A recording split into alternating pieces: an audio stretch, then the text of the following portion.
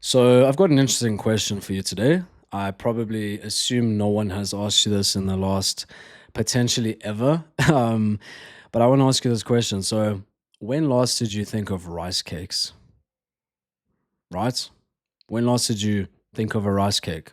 And when I say rice cakes and I put that image of a rice cake in your head, what emotional reaction do you have? How do you feel? Where does your mind go? Probably not that much, right? And for the one guy who's watching this who happens to be addicted to rice cakes, I apologize. He's probably having a real bad time right now. But for most of you, and I assume all of you, notice how the last time you thought of rice cakes, you can't even remember. And when I brought rice cakes up, you probably like, oh, rice cakes. I remember those. Or I had one a year ago. Awesome. And on the emotional side, notice how the emotional reaction I asked about, you probably didn't have one. You probably know what a rice cake is. You thought about it and you said, oh, yeah, but no emotional reaction, no inner change, right? And you certainly probably don't associate yourself with rice cakes. You probably didn't feel any identity attachment to rice cakes. That's how PMO needs to become. That's the goal with PMO.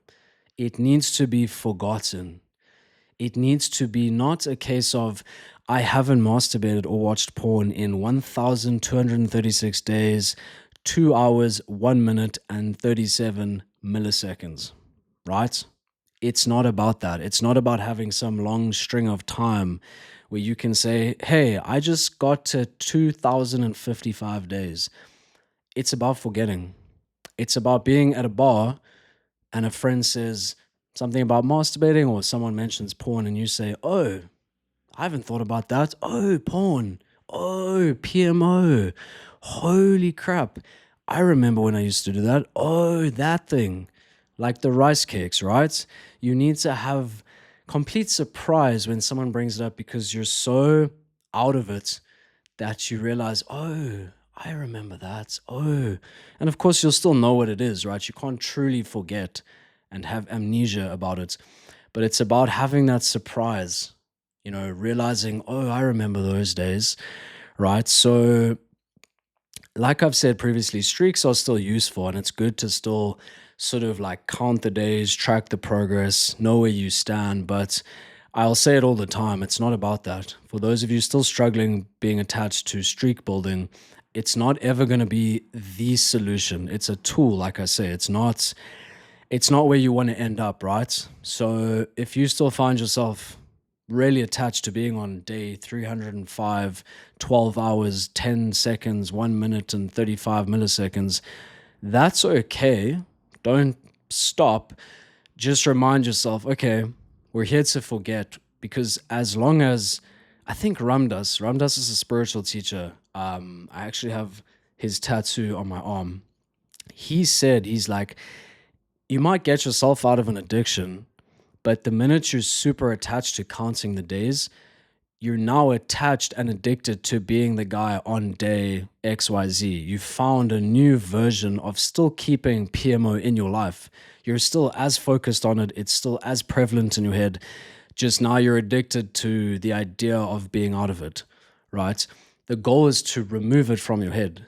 You don't want to still be there thinking about it. You want PMO to become like a rice cake, something you haven't thought about in forever, something that only when someone mentions it do you remember, oh, I remember rice cakes. Right, I haven't thought about that in how long? And something when someone brings it up, it doesn't cause any emotional reaction in you. So when I say PMO, if you're really addicted or really attached, or you're trying to get rid of it, even just the word can often get us to think of, going and engaging, right? You want to get to the point where you've forgotten about it, not just intellectually, but emotionally, right? You've emotionally forgotten, okay? So I always use rice cakes as an example because it's such a funny one. It's something so obviously boring that you never think about it. You certainly don't have an emotional reaction when someone brings it up, and you certainly don't count the days that you haven't eaten rice cakes.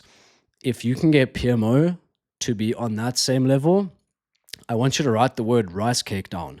And remember, until PMO is equivalent to a rice cake, there's still work to do, right? Now, the trap is thinking that you can't ever think about it now, you'll get there. So if you notice yourself making progress, but still thinking about it like once or twice a day, that's okay, right? Don't take thinking about it as failure now. It's not failure to still be thinking about it.